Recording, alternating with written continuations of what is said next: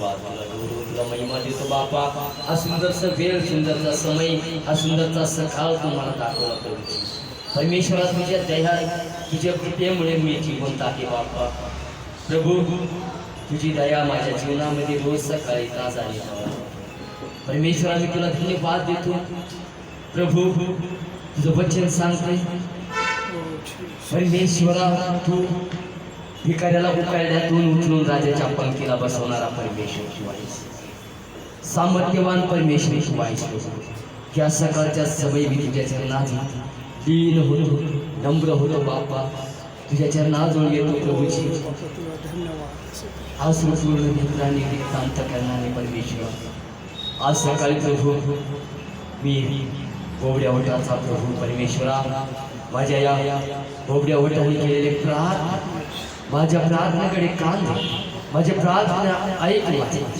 आणि प्रभू माझ्या मुखकंठाला स्पर्श कर. माझा हृदय परमेश्वर तुझ्या हातात. दाविदाप्रमाणे मी म्हणतो प्रभू, माझ्या जीवनाची झडती, माझ्या अंतःकरणाची झडती, माझ्या पित्या परमेश्वर माझं जीवन शुद्ध आणि पवित्र कर. कळत कळत प्रभू माझ्या जीवनात अजून काही उणीव आहे परमेश्वरा, मी तुला धन्यवाद देतो, तुला गौरवितो प्रभूजी. हा सुंदरचा समय तू दिलास, हा सुंदर क्षण मला दिला प्रभूजी. प्रभू तुझ्या लेकरांसमोर बोलण्याची संधी परमेश्वर तू मला दिलास, त्याबद्दल मी तुला धन्यवाद देतो बापा. आणि प्रभू मी बोलत असताना मी नसून माझ्या मुखाद्वारे तू बोल बापा. माझ्या मुखातून निघणारा प्रत्येक वचन तू बोल बापा. ते वचन ऐकणारा कान तुझ्या लेकरांना दे, समजून घेणारा मन दे आणि ग्रहण करणारा आत्मा दे. त्याद्वारे तुझा गौरव करू प्रभूजी. परंतु आम्हाला चालवला इथून पुढचा वेळ काळ सर्व समय आम्ही तुझ्या हातात समर्पित करतो. तू ये आमचं मार्गदर्शन. सर्व आदर महिमा गौरव तुला दिला. प्रार्थना येशूच्या नावात केळ म्हणून पित्यात आहे. Amen. Hallelujah, hallelujah. Praise the Lord.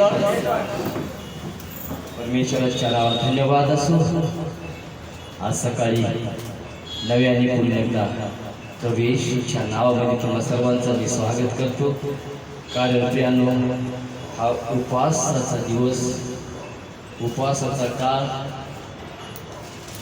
चालू आहे.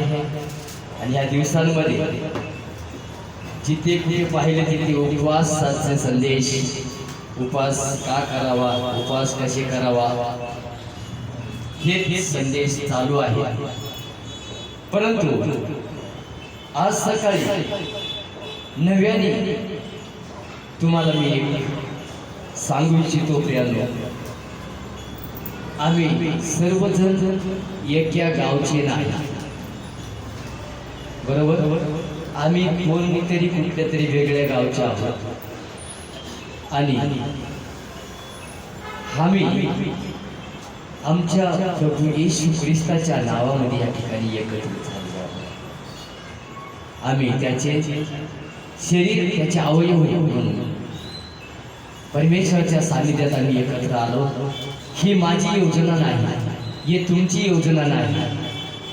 आहे का कोणी योजना करून या ठिकाणी आलेले आहेत का? ह्या ठिकाणीच नाही तर मी ह्या चाकण परिसराचं सांगतो. या चाकण परिसरामध्ये सुद्धा गाव सोडून ज्यावेळेस आम्ही निघत होतो त्यावेळेस, किंवा आम्ही जाऊ त्या ठिकाणी चर्चमध्ये जाऊ, किंवा पाटोळे सर आम्हाला भेटतील, किंवा सपाटे सर आम्हाला भेटतील, किंवा मंडळ भेटतील, अशी आम्ही संकल्प योजना आम्ही केलेली आहे नाही. कारण परमेश्वर अब्राहमाला सांगितले, त्यांनी परमेश्वराने अब्राहमाला काय सांगितले, मी सांगतो त्या देशाला जा, तुझं सर्व गणगोत सोड, तुझं सर्व सोचके सोड. आपण उत्पत्ती 12वा अध्याय वाचूया. त्या ठिकाणी परमेश्वर अब्राहमाला काय सांगितले. जरा लवकर वाचू आणि आपण पुढे जाऊ.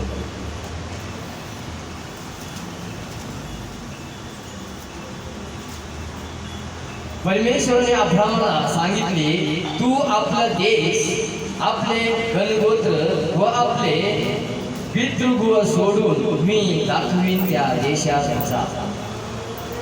मी तुझ्यापासून मोठे राष्ट्र निर्माण करीन, मी कल्याण करीन, तुझे नाव मोठे करीन, तू कल्याण मुलुक हो. प्रियानो, या ठिकाणी बघा अब्राहमाला परमेश्वराने सांगत आहे, मी सांगतो त्या देशाला जा, तुझे नातलग सोड, तुझे गणगोत सोड. त्याचप्रमाणे आज आम्ही प्रत्येक जण आपले नातेवाईक, आपलं सर्व कुटुंब, आपले सर्वस्व सोडून ह्या परिसरामध्ये, चाकण परिसरामध्ये आम्हाला आणि तुम्हाला आणून परमेश्वराने एकत्रित केलेले आहे. का? ही त्याची योजना होती.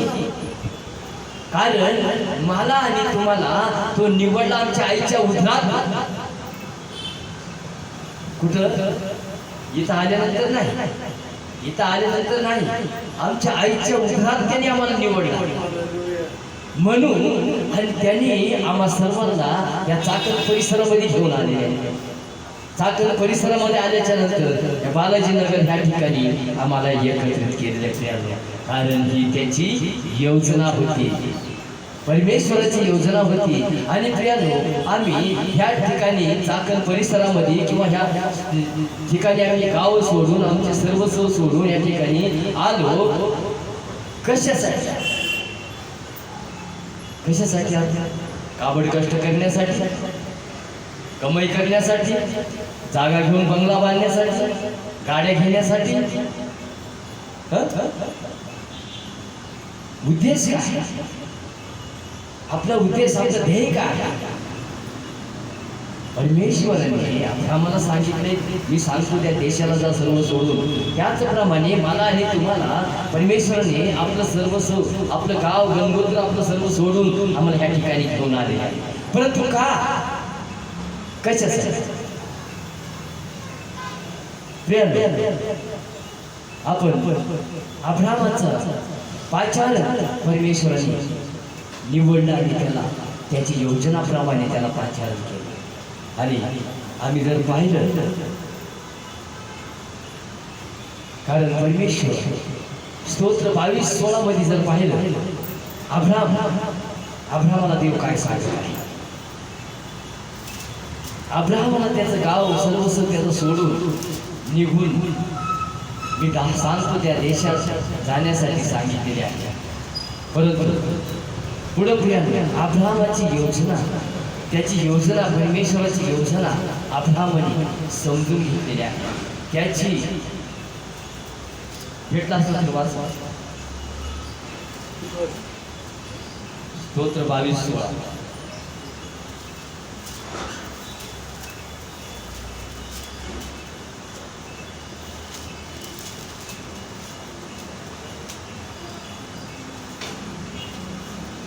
ते तुझा दावा करतील आणि मुक्तो, ते तुझ्यावर भाव ठेवीत आणि 22:16 ना. कुत्र्यांनी मला वेढिले आहे, दुर्जनाच्या टोळीने मला घेरले आहे, त्यांनी माझे हातपाय विझिले आहेत. परमेश्वर सॉरी बरं, उत्पत्ती 22:16.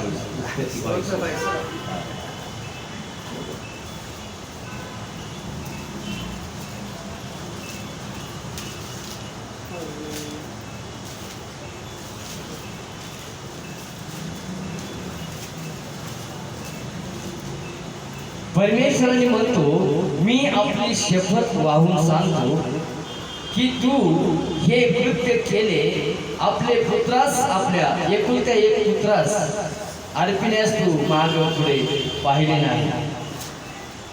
यास्तव मी तुझे कल्याण करीन व वृद्धी करून तुझे संतती आकाशातील ताऱ्या इतकी व समुद्र तिरीच्या वाळू इतकी होईल असे करीन.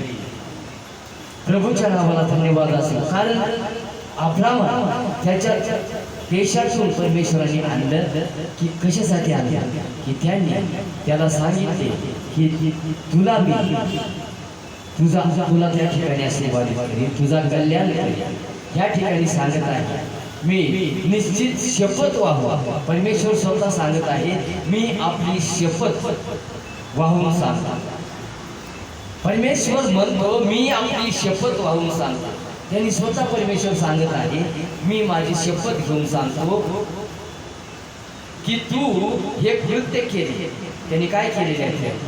त्यांनी सर्व मार्गात परमेश्वराचा आदर केलेला आणि विश्वास शेवटपर्यंत विश्वास राहिला केला.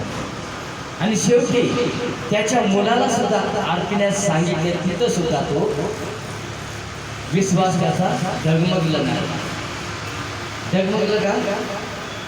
शेवटच्या दिवसापर्यंत त्यांनी अब्राहमाला तिथून त्याची अभिवचन होती मी सांगतो त्या देशात जा, मी त्या ठिकाणी तुला आशीर्वादित करीन, तुझं कल्याण करीन. मग आम्हाला या ठिकाणी आणला कशासाठी? आशीर्वादित होण्यासाठी. कशासाठी आणला? त्याची योजना, त्याचे संकल्प कोणाला सांगा. परंतु परमेश्वराची योजना हीच आहे आम्ही त्याच्या सानिध्यामध्ये आम्ही विश्वास असावा, विश्वास योग्य असावा आणि इमानदारीने त्याची सेवा करावा. आणि त्यातून त्यांनी आम्हाला आशीर्वादित करण्याचा हे निर्णय, ही योजना त्याची आहे. पण आम्ही काय करत आहोत? आम्ही आमच्या इच्छाप्रमाणे हा बायबल सांगते शेवटचा काळ हा कृपेचा काळ आहे, परमेश्वर प्राप्तीचा काळ. परमेश्वर प्राप्तीचा काळ आहे. परंतु आम्ही काय करत आहोत? आम्ही दैनंदिन रोज सकाळी उठणं, आंघोळ्या करणं, नाश्ता करणं, काबड कष्ट करणं, संध्याकाळी येणं, परत जेवणं, परत झोपणं. हे कशासाठी आम्हाला निर्माण केले परमेश्वर? कशासाठी या ठिकाणी आम्हाला बोलवले आहे? आठवड्याभर आपलं काबड कष्ट करावा, रविवारी फक्त 2 तास आम्ही त्याच्या मंदिरात यावं. मग परमेश्वराची कृपेचे काळ आहे, परमेश्वर प्राप्तीचा काळ आहे. तर मग आम्ही परमेश्वर प्राप्तीचा काळ आम्ही काय करत आहोत? आम्ही काय प्राप्त करायला पाहिजे? काय प्राप्त करत आहोत? प्रियांनो, परमेश्वर आमची प्रार्थना ऐकली पाहिजे, आमच्या विनंत्याकडे कान दिली पाहिजे. तर आम्ही या दिवसांमध्ये आम्ही आपल्या इच्छाप्रमाणे मला वाटतं तसं मी मला पाहिजे तसं नाही. मला परमेश्वराने ताकद दिलेली आहे. आज गेलं तर संध्याकाळपर्यंत मी 1,500 रुपये घेऊन येतो. म्हणून मी माझ्या ताकदीप्रमाणे माझ्या बुद्धीवर मी अवलंबून राहिलो. आजचं आमचं जीवन अशाच पद्धतीने झालेलं आहे. म्हणून आमच्या जीवनामध्ये प्रत्येक कुटुंबामध्ये प्रॉब्लेम्स समस्या आमच्या जीवनामध्ये मोठी आहेत. कारण परमेश्वर ह्यासाठी आम्हाला बोलवले नाही, ह्यासाठी आम्हाला त्यांनी योजना करून आम्हाला एकत्र केलं नाही. तरी आम्ही काय केलं पाहिजे? आम्ही आमच्या घरामध्ये गुडघे टेकले पाहिजे, आमच्या घरामध्ये प्रार्थना केलं पाहिजे आणि आमची प्रार्थना परमेश्वर ऐकलं पाहिजे. कशा पद्धतीने ऐकलं पाहिजे? परमेश्वर ऐकणार कसं? आम्ही प्रार्थना करत आहोत, सकाळी उजळलं तर घाई, कामाला जायचे टायमिंग होत आहे, संध्याकाळी आलो घाई, झोपायची घाई. आमचं प्रार्थना कुठं आहे? आमच्या जीवनाची स्थिरता कुठं आहे? समाधान कुठं आहे? नाही. आम्ही वचन वाचायचं म्हणून वाचायचं, स्तोत्र 23 काढलं, परमेश्वर माझा मेळपाळ आहे, मला काही गुन्हे पडणार नाही. तुम्हाला हिरव्या कुरणात बसवतो, संत पाण्यावर नेतो, पण आमची प्रार्थना कशी असली पाहिजे? देवापर्यंत आमची प्रार्थना पोहोचणारी असली पाहिजे. कशी पाहिजे? परमेश्वरापर्यंत आमची प्रार्थना पोहोचणारी. आणि देव हाताने बांधलेल्या मंदिरात नसतं प्रियांका, कारण तुमचं हृदय हे त्याचं मंदिर आहे. तुमचं हृदय हे त्याचं मंदिर आहे. तुमचं हृदय जर समाधान तुमच्या हृदयात नसला तर तो परमेश्वर तुमच्या हृदयामध्ये कसं वास करणार? कसं त्याचा श्वास तुमच्यामध्ये कसं राहणार? आमच्या जीवनाला समाधानच नाही. सकाळ उठलो तर धावपळ, संध्याकाळ आलं तर धावपळ. प्रियांनो, आमची प्रार्थना ऐकली जात नाही. आमची प्रार्थना परमेश्वरापर्यंत पोहोचत नाही. म्हणून आमच्या कुटुंबामध्ये प्रॉब्लेम्स आहेत. आमच्या कुटुंबामध्ये समस्या आहेत. माझ्या जीवनामध्ये समस्या आहेत. कारण आम्ही एकच ध्येय धरले, देव आम्हाला जिवंत ठेवला आहे यासाठी की तुम्ही काबड कष्ट करा आणि रविवारी एक दिवस फक्त मला संधी द्या, माझ्या मंदिरात या. असंच नाही नाही. परमेश्वर प्रत्येकाचं आपला मुखाने परमेश्वर सांगत